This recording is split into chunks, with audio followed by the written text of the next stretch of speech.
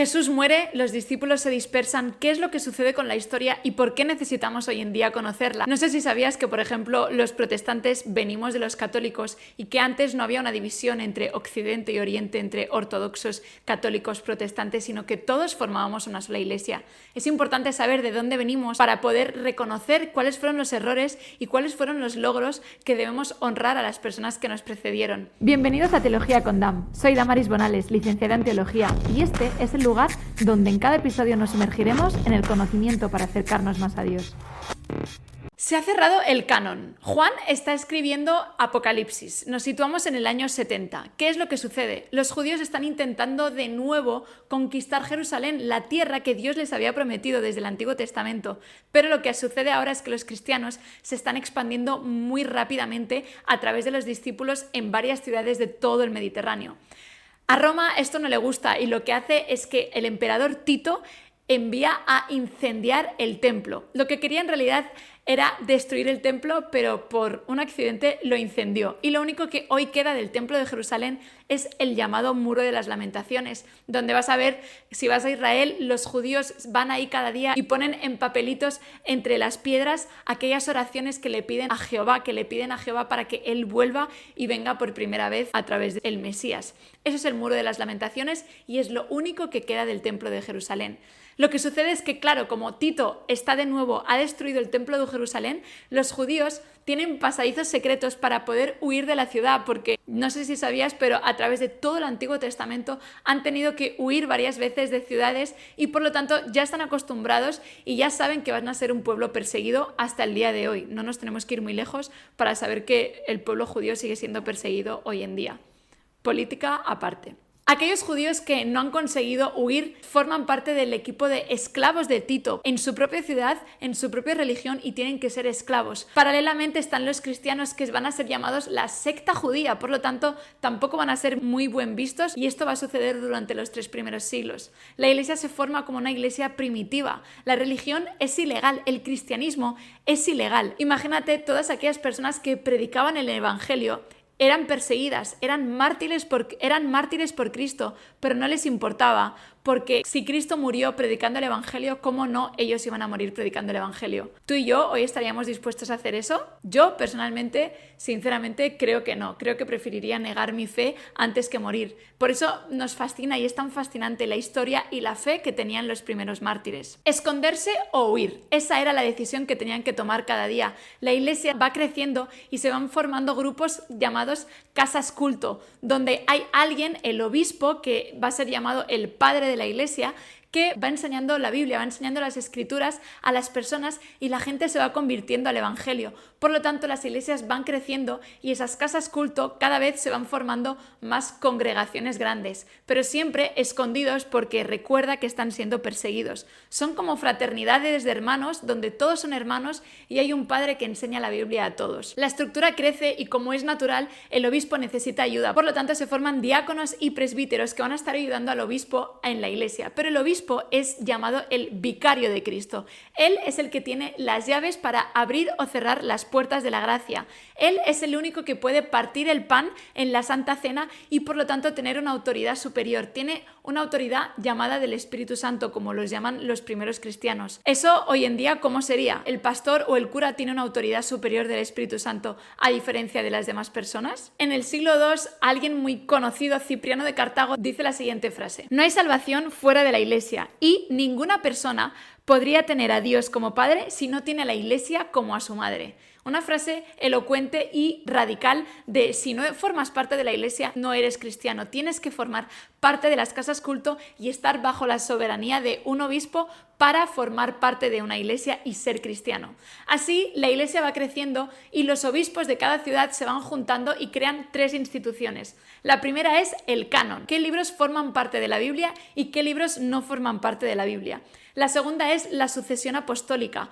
Yo soy sucesor de los apóstoles porque soy el obispo de la iglesia, por lo tanto tengo una autoridad superior al resto de la congregación. Y la tercera es el credo, el dogma de fe que toda la iglesia cristiana debemos seguir, porque ya estamos en muchas ciudades y necesitamos que todos creamos en lo mismo. Ese credo hoy en día se sigue predicando y ese credo hoy en día sigue siendo algo súper importante para la iglesia. Pasan los años y en el 391 Constantino hace alianza entre el Estado y la Iglesia. La religión cristiana ahora va a formar parte de ser la religión del Estado. Los emperadores, los reyes, todos van a ser ahora cristianos. Esto vamos a ver que tiene cosas muy buenas, pero vamos a ver que también tiene consecuencias radicales y que van a marcar el rumbo de la Iglesia para siempre. El cesaropapismo. En el Edicto de Milán lo que sucede es que en esa alianza de la Iglesia y el Estado vemos que el Papa ahora va a ser el César, por lo tanto ya no solo va a dirigir a la Iglesia, sino que va a dirigir también al Estado, va a marcar las leyes para el gobierno. Esto crea una influencia en la Iglesia increíble porque van a conquistar templos, edificios que antes eran para dioses paganos y los van a convertir en iglesias.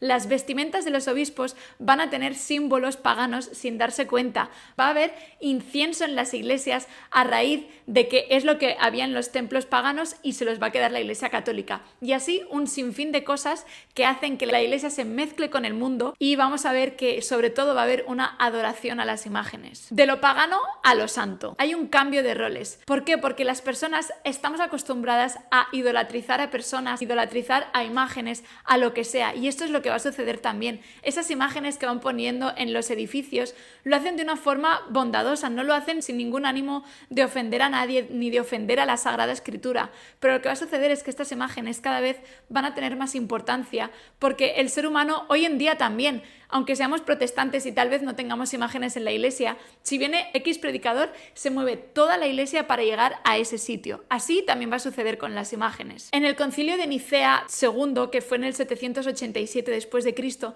lo que sucede es que dicen, vale, ok, las imágenes están ayudando a la iglesia, por lo tanto, vamos a hacer que en las iglesias sí o sí tengan que haber imágenes. ¿Por qué? Porque eso ayuda a la devoción, eso ayuda a que las personas puedan ver a la Virgen María y acordarse de todo lo que la Virgen María hizo. Puedan ver a Jesús muerto, crucificado en una cruz y poderle orar a alguien en vista, porque Jesús ya no estaba en la tierra, ya no estaba la Virgen María, los santos estaban desapareciendo, por lo tanto, las imágenes ayudaban a la iglesia, ayudaban a la congregación a poder venerar y orar de una forma más fácil. Es por eso que crearon las imágenes, no lo crearon con ánimo de ofender a la Biblia ni nada por el estilo, sino que las imágenes ayudaban a las personas a poder orar. Así llegamos a Clemente de Alejandría, que pese a no estar de acuerdo al principio con poner imágenes en las iglesias, al final aconsejó que hubieran imágenes en las iglesias porque eso ayudaba a recordar la muerte de Jesús. Mi pregunta con todo esto es, en las iglesias católicas está Jesús crucificado, pero no está Jesús ascendiendo al cielo, no hay muchas pinturas sobre Jesús ascendiendo, siempre es sobre el sufrimiento de Jesús y por supuesto estamos agradecidos por el sufrimiento que pasó Jesús para morir por nuestros pecados, pero sin ascender al cielo no habría sido un milagro, no habría sido finalizada la resurrección de Jesús. Por lo tanto, es algunas de las preguntas que yo me hago de por qué la Iglesia Católica siempre tiene a Jesús muerto en la cruz y no resucitado. ¿Qué piensas tú sobre tener imágenes en las iglesias? ¿Ayudan o lo que hace es idolatrizar de una forma sin darnos cuenta, tal vez porque lo hacían con su mejor intención, pero al final estaban idolatrizando algo porque estaba toda la iglesia llena de imágenes, poniendo velas, todo eso para recordar los hechos de la Biblia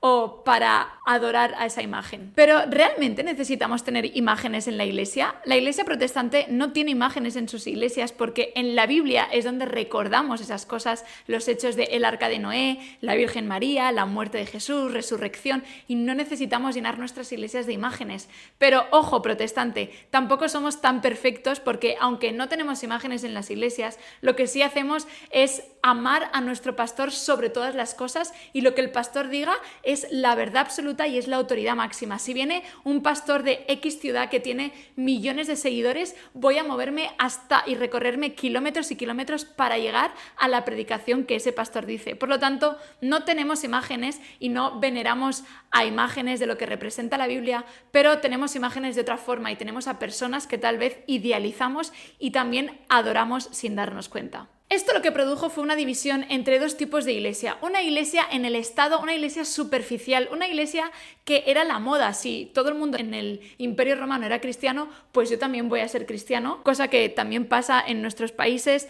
Si un país es protestante, todo el mundo es protestante. Si un país es católico, todo el mundo es católico. Pero luego estaban los verdaderos cristianos, aquellas personas que se huían a monasterios porque necesitaban conectar con Dios y era imposible en las ciudades con tanto ruido y bullicio poder conectar con Dios. Uno de los más importantes de esa época fue Agustín de Hipona, que por amor al tiempo no voy a dedicar mucho tiempo, pero sí que quiero leerte una frase que me encanta y creo que es lo que más resume este periodo de la historia. Agustín dice lo siguiente: amor de Dios y amor a la verdad contra el egoísmo y la vanidad de la cristiandad.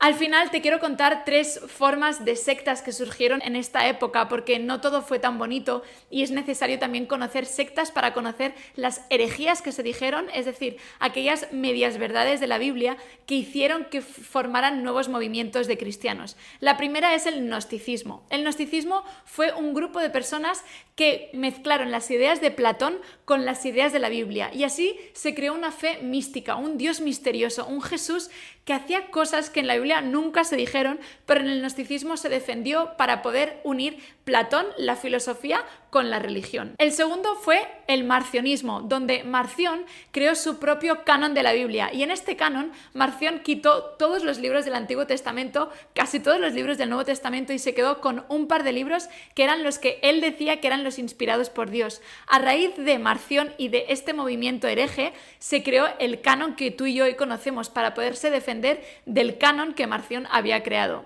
Y por último, el arrianismo, donde decían que Jesús no era Dios. Jesús simplemente había sido una persona más, una persona muy buena, una persona muy obediente, pero no era Dios. Y esto lo creó Arrio. Estas fueron las 3 sectas más importantes de esta época hasta llegar a la Edad Media. Quiero que te quedes pensando en tal vez si crees algo de este tipo de sectas, qué es lo que yo creo, qué es lo que yo entiendo en la Biblia y poder seguir profundizando en conocimientos bíblicos a través de todo lo que Dios dejó en su Biblia.